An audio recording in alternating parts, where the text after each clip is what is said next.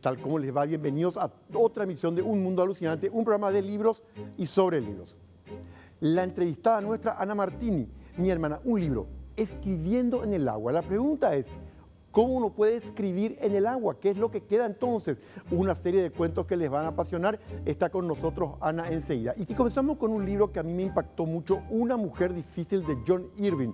Él es escritor estadounidense, la novela trata de 1998, para los que les interesen los dramas familiares y las heridas. ¿Qué pasó? Ruth es una nena de 4 años. Un día, la mamá se mete con un muchacho mucho más joven y le deja a Ruth y al papá. Realmente Ruth había nacido para suplantar a 2 hermanitos que habían muerto. Pues bien, pasa el tiempo, Ruth se vuelve de niña a mujer, exitosa escritora, tiene su vida formada, inclusive enviudó, volvió a casarse, descubre que este último fue realmente el amor de su vida. Y un día la mamá, Marion, que les había dejado muchos años atrás, reaparece. La pregunta es, ¿por qué reaparece Marion, esta mujer inquietante? ¿Qué es lo que viene a buscar después de tantos años de haber estado ausente? Les reitero, una novela sobre los laberintos familiares y aquellas crisis existenciales que nos llevan en ocasiones ese mundo familiar. Una mujer difícil, de John Irving, les va a gustar, de 1998. Y si ustedes me preguntan a mí, una película que describe muy bien con la precisión de un cirujano la terrible naturaleza humana, es Río Místico. Río Místico es una película del año 2003 dirigida por Clint Eastwood. Está basada en la novela de Dennis Lehane, que tiene el mismo nombre. Protagonizada por grandes figuras como Liam Neeson, Ralph Fiennes y Tim Roberts. La cosa es así, eran 3 chicos, Jimmy, Dave y Sim. Estaban jugando los nenes una tarde. De un momento dado, se acerca un coche, se baja alguien que dice, soy de la policía, necesito llevarle a este chico. Le llevan a Dave. Estamos hablando de niños, ¿eh? En realidad fue un secuestro de pederastas. Por lo tanto, este chico sufrió de todo lo que ustedes se puedan imaginar durante 4 días hasta que retornó. Ya nunca retornó igual después de aquella hecatombe personal que fue a él permanecer en manos de pederastas 4 días. Pasa el tiempo. Ahora ya son adultos los 3. Pero cada uno vive con sus propios dramas. Dave, por ejemplo, el chico que sufrió aquella situación tan grave, se casó. Jimmy estuvo 2 años preso, volvió con su esposa, vive presionado por lo que fue su pasado y ese tiempo en prisión. Y Sim se hizo detective. ¿Qué pasa en un momento dado? La hija de uno de los 3, Jimmy, es asesinada y comienza la investigación. Y ¿de quién comienza a sospechar Jimmy? De su antiguo amiguito Dave, el chico que había sufrido aquella situación de ultraje sexual y personal cuando era niño. Hasta ahí les cuento, porque lo que sigue a continuación es realmente de un golpe tremendo al lector en cuanto a la emoción que provoca. ¿Qué pasa con Jimmy cuando cree que su amiguito Dave, ahora ya maduro, le mató a su propia hija? ¿Qué ocurre entre los 3? Es una película sobre el peso del pasado, las asignaturas pendientes que tenemos nosotros y sobre todo aquellas tremendas heridas que nos cortan a los seres humanos. Les recomiendo Río Místico, de Clint Eastwood, del año 2003, una excelente película. Y ahora, como siempre, en nuestra sección de ¿qué libros recomienda leer la ciudadanía? Acá tienen. ¿Qué libros vos recomendás leer? Y en este caso, ¿verdad? Serían las de historia de nuestra, lo que es nuestra historia acá de Paraguay, que es la Triple Alianza, las historias que nos conciernen a nosotros como paraguayos. ¿Qué libro que vos leíste recomendás leer? Los libros de John Maxwell, Robin Sharma, pueden ser muy útiles para nuestros jóvenes, principalmente porque hablan sobre la importancia de los valores en la vida del ser humano. Y ahora sí, lo prometido, en instantes con Ana Martini, Escribiendo en el agua. ¿Cómo se puede escribir en un fluido? Enseguida con ustedes.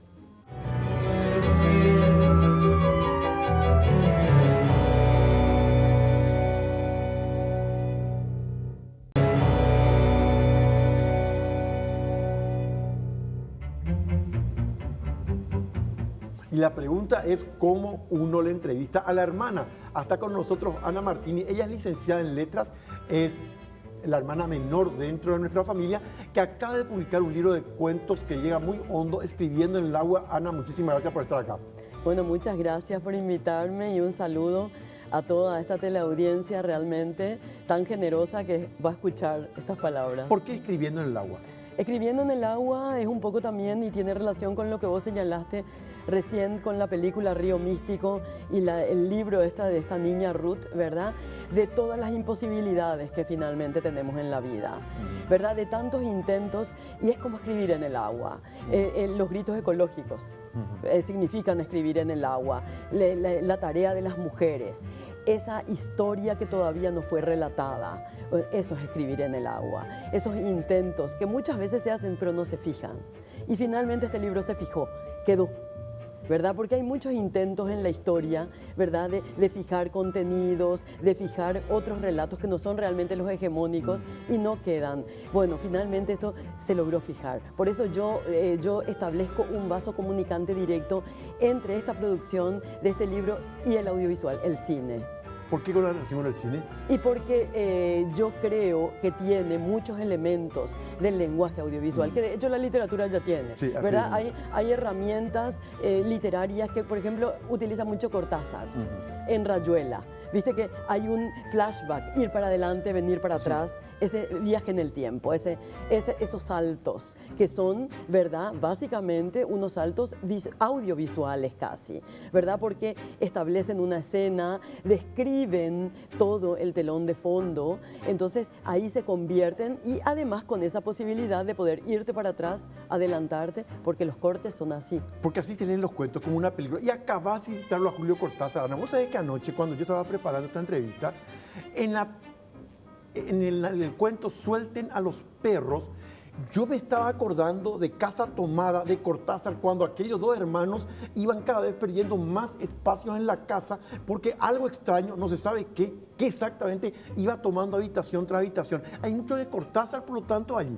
Hay mucho, indudablemente, porque Osvaldo González Real también me señaló que había un miedo muy fuerte, un terror adentro que yo no lo había percibido, pero sí, tiene mucho que ver con Cortázar y mucho también con esa lectura de ficción tan fuerte, Borges, ¿verdad? Con todos esos seres que habitan internamente en nosotros, que a lo mejor no son objetuables, pero sí que habitan. Y yo siento que hay momentos en los que uno reflexiona y ahí entran esos otros relatos y esas otras voces. Esos seres internos nuestros que nos salen, ¿en qué sentido crees que están en los cuentos, Ana?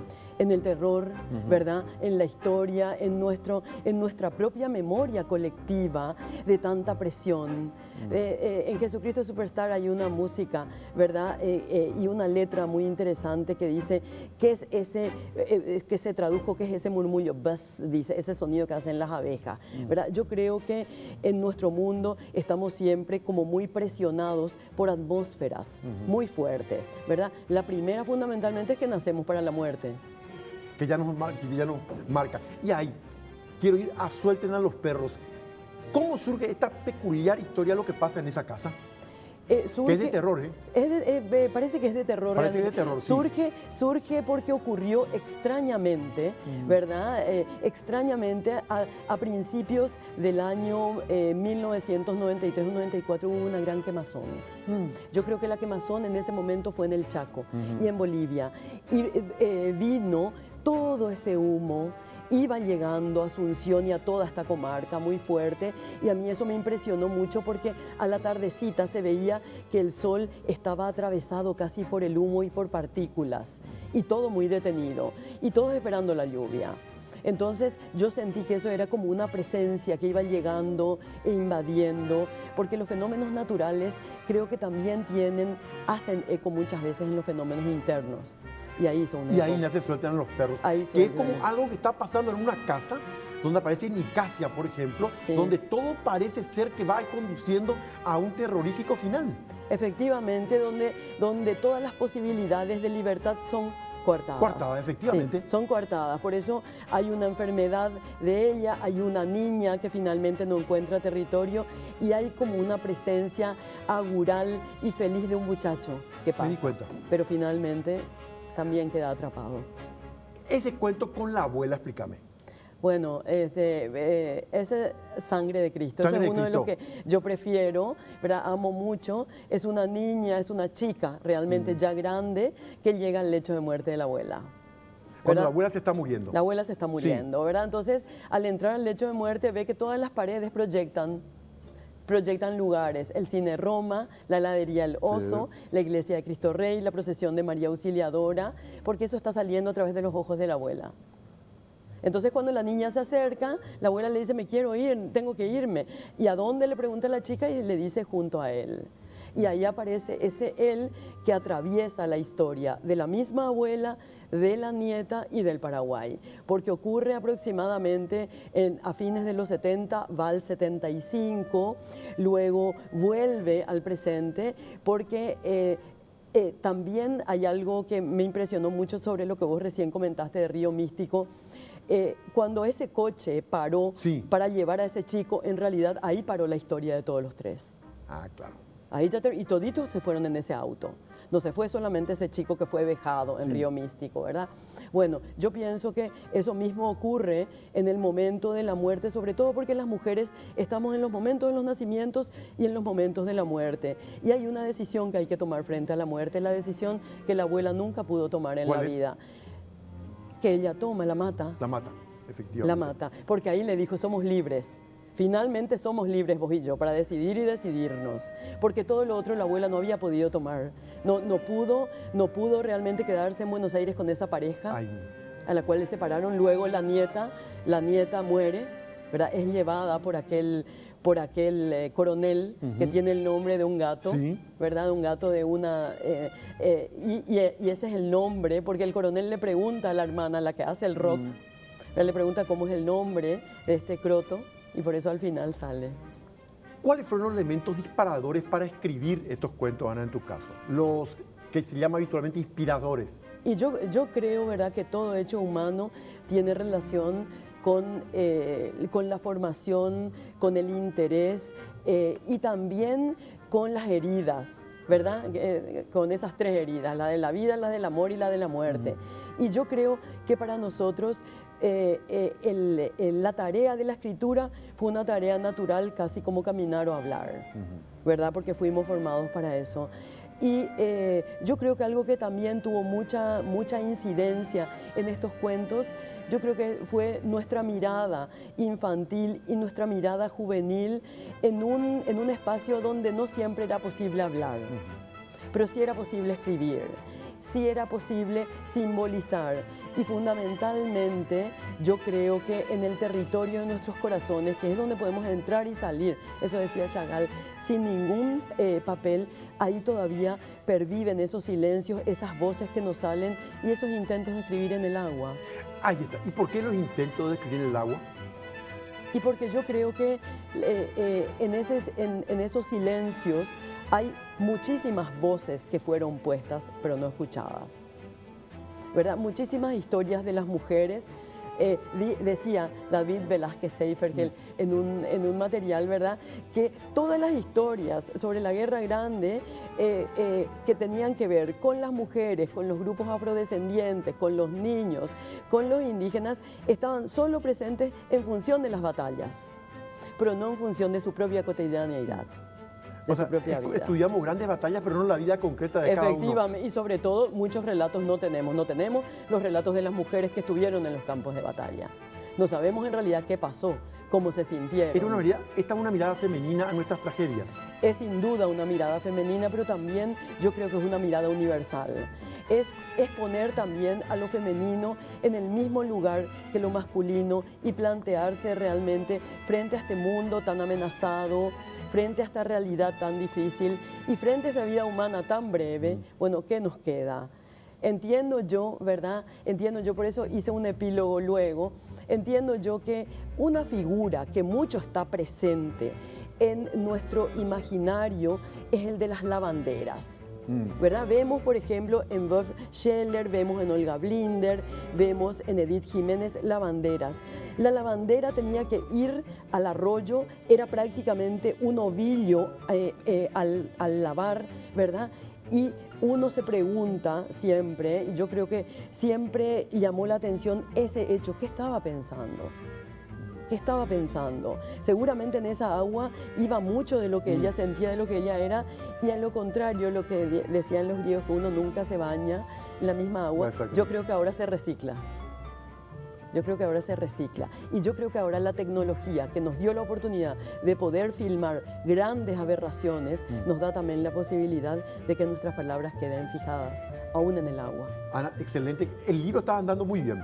Parece que sí, y gusta. Yo me alegro porque eso significa que lo que uno produce hace eco en los demás. Gracias por habernos acompañado. Muchas gracias a vos. Con Ana Martínez escribiendo en el agua, volvemos en instantes.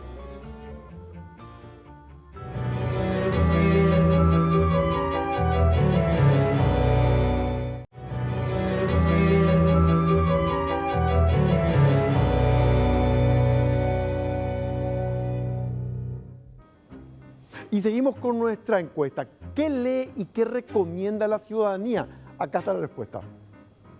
¿Qué libros que vos leíste recordás?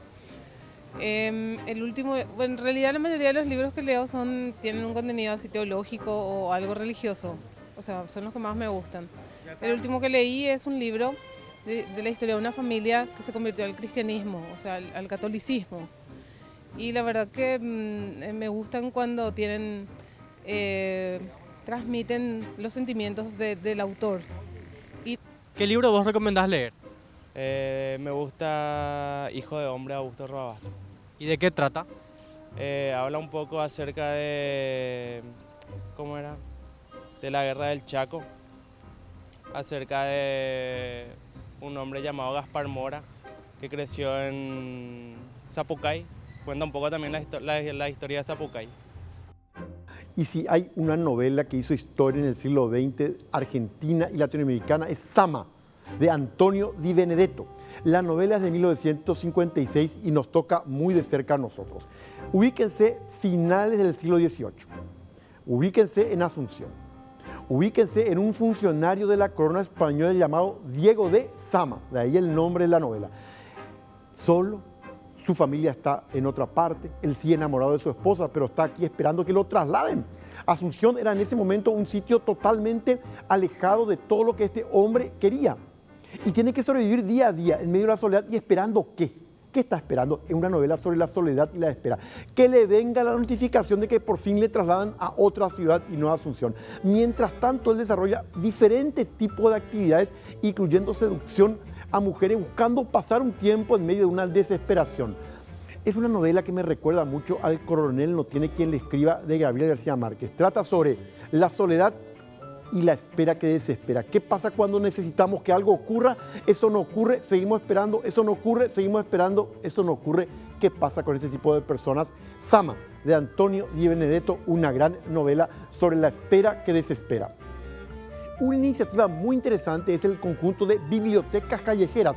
Ya hay más de 40 en Paraguay. Una de ellas está en Lambaré. ¿En qué consiste? En mi caso, yo doné mis libros. Uno dona los libros escritos por mí, quiero decir. Uno dona libros, se coloca en unos anaqueles que están en la calle. La persona va, quiero leer este libro. Lo toma, lo devuelve o bien devuelve otro, pone otro libro. La cosa es poner el libro al alcance de la gente en la calle. Ya hay más de 40 en el país. Una de ellas está precisamente en Lambaré. Esta es la biblioteca callejera de Lambaré, ubicada en la Plaza Juan de Ayolas. En ella se encuentran libros que pueden ser leídos, retirados o intercambiados. Su impulsor es el escritor Aníbal Barreto. La idea surge de una ciudad que yo conocí en Estados Unidos. Vi la biblioteca funcionando en el pueblo, un pequeño pueblo de Virginia, ¿verdad? Y bueno, yo le saqué una foto porque me llamó poderosamente la atención. Cuando llego a Paraguay, una persona se me acerca, una muchacha joven de nombre Priscila León, se me acerca y me dice, yo quiero hacer esta biblioteca en Paraguay. Y podemos hacerlo en Lambaré, me dice, pues yo vivo en Lambaré, me dice la muchacha. Y bueno, quedamos en un acuerdo que ella iba a hacer el buzón, toda la estructura, y yo donarían todos los libros, ¿verdad? Este buzón inició con 29 libros de diversos autores y al principio había cierto temor de que sean robados ante la inseguridad. Había mucho pesimismo de la gente cuando nosotros lanzamos la idea. Alguna gente nos decía, no, esto al día siguiente van a robar el buzón, no van a permitir que esté un día los libros ahí.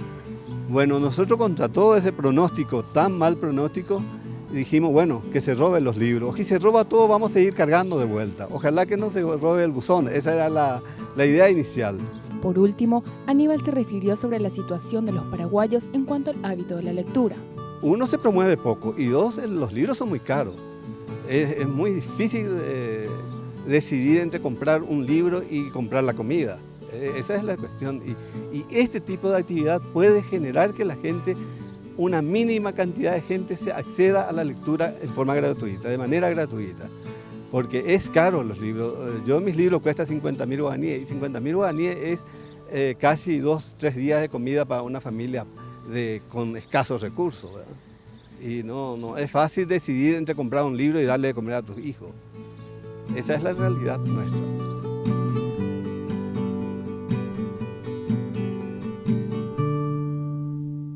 Y este libro que les voy a recomendar, Homo Deus, sería El hombre Dios, de Yuval Noah Harari, disponible en Literato, es fundamental. ¿Qué significa exactamente en este libro en particular? Homo Deus examina el curso de la historia a partir de que el ser humano se adueñó del planeta. O sea, nos convertimos nosotros en dueños del planeta y hacemos lo que queremos con el planeta. La cosa es, ¿qué se puede esperar? ¿Qué futuro nos aguarda? Y sobre todo, tal como estamos, ¿tiene futuro la humanidad? Homo Deus, del historiador israelí Yuval Noah Harari, en Literato, para los que quieran una interesante reflexión sobre el mundo que tenemos hoy y lo que nos espera si tenemos futuro. Y en Servilibro Plaza Uruguaya van a encontrar un libro que les va a apasionar a todos los interesados en la cultura paraguaya. Leyendas y creencias populares del Paraguay, de Jorge Montesino. La leyenda de Ñandutí, Curuzú Bartolo y otras leyendas populares, en un libro que les va a interesar muchísimo. Está en Servilibro, Leyendas y creencias populares del Paraguay, de Jorge Montesino. Escribiendo en el agua. Lo que Ana Martini nos muestra es la otra cara del ser humano. Seres que están a la intemperie, seres que viven aterrorizados, que no saben si tienen futuro, que tienen deudas pendientes con el pasado, por lo tanto llega a lo más hondo de la condición humana, porque eso somos finalmente nosotros, seres que buscan algo, aunque a veces no sabemos exactamente qué. Nos reencontramos en la próxima emisión de Un Mundo Alucinante.